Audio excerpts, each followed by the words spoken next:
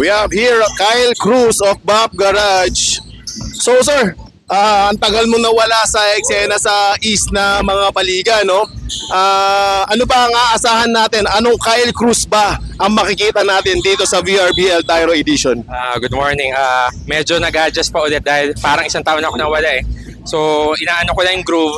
At ito, inaano namin yung team namin para maging okay. May mga bago kaming mga players yun.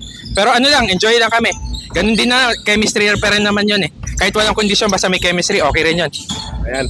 Pare, mga ilan games bago bumalik ang shooting at kondisyon ng Kyle Cruz? Wala, sabi nga ni Jero, Nico, shooters gonna shoot. Pagka kahit miktis, shoot mo lang. Papasok din yan. Pare, may goal ka ba para sa Buff Garage? Ano ang tingin mong ceiling ng team nyo this Tyro edition ng VRBL? Sa totoo lang, yung Buff Garage, puro kami first runner-up eh. So, inaano namin na sana gumanda yung kalabasan ngayon. Pero hindi pa rin kami nawawalan tiwala sa team. Yun. Pare, may mga shoutout ka ba sa mga fans mo dyan sa labas? Shoutout kala Boss X, kala Jero Saldivar, kamusta ka na? Miss na kita. Yun lang, boss. Ayan, maraming salamat, Kyle Cruz.